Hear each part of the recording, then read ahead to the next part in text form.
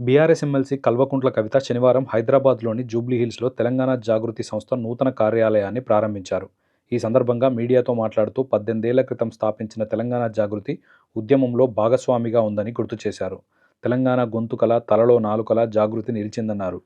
తెలంగాణ ప్రత్యేక రాష్ట్రం కోసం ప్రతి ఇంట్లో ఆడబిడ్డలా తాను కూడా బోనం బతుకమ్మ ఎత్తానన్నారు.